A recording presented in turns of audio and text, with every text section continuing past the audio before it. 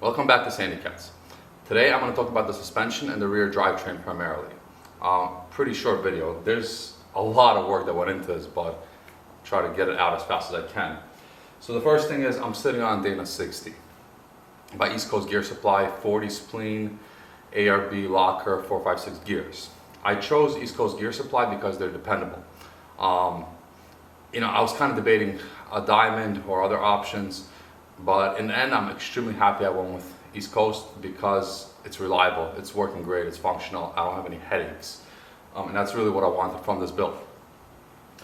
The only thing is the pumpkin sat a little bit lower to the ground than I expected. So my initial build plan was to be on 35s. And the only reason I'm on 37s is to get the pumpkin up off the ground a little bit more. I am going to make a separate video on my wheel tire setups later, so we'll discuss that then. I'm heavy. I'm so heavy, it's insane. But I can handle it. And this bumper's heavy too, which we'll discuss in another video, next video coming up actually. But I can handle the weight now. So that was the first thing. The second thing is with the 37s, I had to push the axle back about an inch, inch and a half. I did trim everywhere a little bit, but I did not cut into the door. I cut the plastic, but I didn't cut into a door. That was important to me. I did not want to start getting air gaps in the door, headaches. So for 37s and my trimming, I am very happy. I get the maximum up travel I can get. I did need to get, and I already had upper and lower control arms to be able to move the axle back though and be able to accomplish this. The next thing I have is a long range America tank here, which is a 24-gallon auxiliary tank. Love it, wouldn't trade it for the world. Definitely my top 3 things on this rig that I love. It does take up space, and with the Dana 60 pumpkin I had very little clearance, and therefore I had to make my own panhard bar that barely cleared everything on up travel, but it worked eventually. So very custom panhard bar, one off. And the next thing was the TK1 Racing anti-rock. Don't have any sway bars up front, and I couldn't package a factory style sway bar in the rear. So I went with TK1, I wanted something. The anti-rock, and I actually feel it, it makes a big difference. I had to get it custom because of the length to go around the LRA tank, and that customization, the length probably is taking away some of the functionality of it, but a lot of it is still there. So I am happy with it, but again, packaging is starting to become an issue. The next issue I have is going to be the coils. I ended up getting the Dobinson 749 coils. They're a little bit too soft, so I'm waiting for the 849s to come in. I've been waiting for like 2 months. Hopefully they come in a month or so. So I am sitting about an inch lower in the rear than I want to, and an inch lower than I'm sitting in the front, but it's okay for now. I also have airbags in my coils, and they're made by Airrite, not these, but I'm using these as an example. I tried to use these because they're black, didn't work. The ones that I have are a similar height, but a little bit wider. I can put a link in my description. I needed to get long ones because of my lift height, and I thought that the airbags would be a game changer for me, and they still are. Definitely one of my top 5 mods, but for different reasons. I thought that because of extra weight, I could bump them up and they'd be great on the highway. They're not. It makes the rig stiff. I don't like the way it functions. However, I do use it a lot. So the first reason I use airbags is to level the rig out at camp. When I open this heavy bumper tire swing, the entire rig actually sits on that side where the tire swing is. When we open up for the kitchen, it sits about an inch lower. And that makes my big table sit about an inch sideways. I lift it up with the airbag and it levels out my table. Great. Off-road, I did a trail called John Bull about a week and a half ago, and my rig started feeling very, very off camber. So I was able to, just lift one side up, and it actually really worked off-road really well. It helped me feel much less off camber. On the highways and mountain roads, when you're going fast, the airbags, I'll stiffen them up a little bit. It makes the car feel better, stiffer, maybe it feels like it's tracking better. So the airbags do help in those circumstances, but 90% of the time I want to keep them off. The issue is I have a controller for my airbags inside, so inflate, deflate.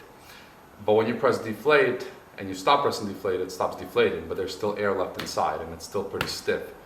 And the only way to fully deflate it is to fully compress it.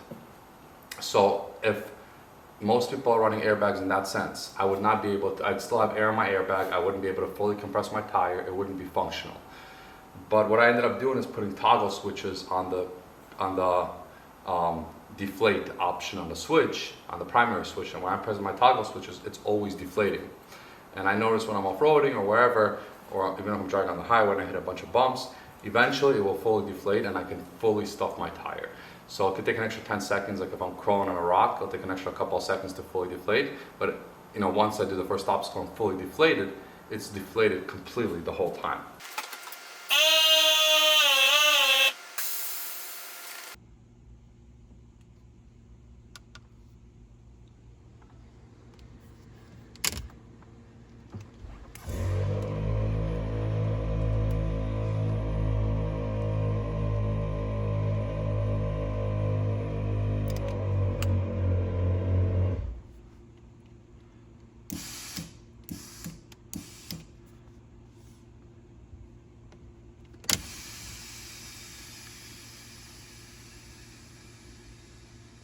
I understand I am abusing my airbags. I look at them as a consumable.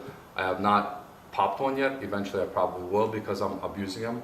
But I love the functionality. It's not a necessity, so if I lose one on a trail, not a big deal. So next let's talk about the shocks. The other issue I had with the factory axle was my lower shock mounts. I broke them twice. And I know there are shock guards out there. The best one is at J. Toyman, great system, and they work really, really well. However, I am about, my lift kit, my Marlin Corolla lift kit is about 2.75 inches wider on each side, so that's about 5.5 inches. Plus I'm on -30 offset because I need to be, so I'm like 7 inches wider.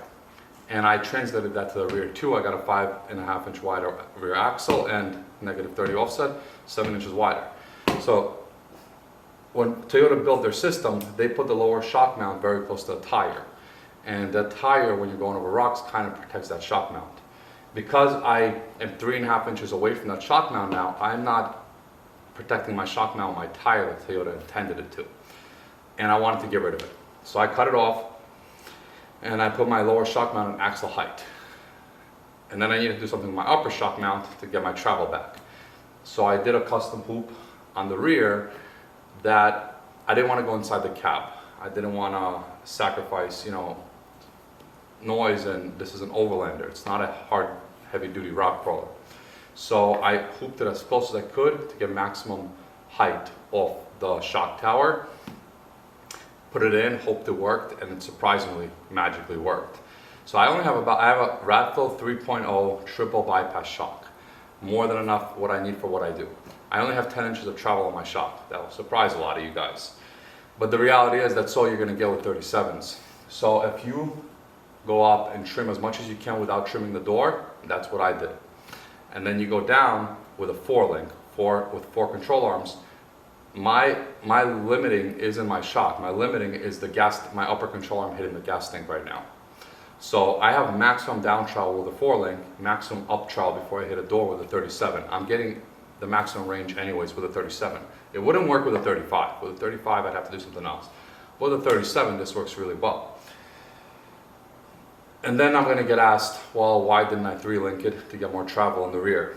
Or go coilover, or there's other options, right? In the end, my goal was to build the ultimate overlander. Not the ultimate rock crawler, not the ultimate Baja racer, but the ultimate overlander. And I feel like I accomplished that. I wanted to keep the stock geometry. I didn't want to sacrifice highway rideability, which with a 3-link, I may not sacrifice it. I just don't know, and I didn't want to experiment yet. I have enough travel in the rear. I can handle the weight. That's number one, right? With this weight, you're not going 150 down desert roads anyways. I've gone 60 with no problem on desert all day long, and I feel like I'm comfortable doing so. Rock crawling, I ran John Bull just now. I kept done with my eyes closed. I have enough travel for that. I'm going to go on the Rubicon tomorrow actually, so I'm trying to get this video out fast, and I feel like I have enough travel for that too. I'm not trying to be a hammer rig. So I feel like with all the compromises and my goal with this rig, I am extremely happy with this rear.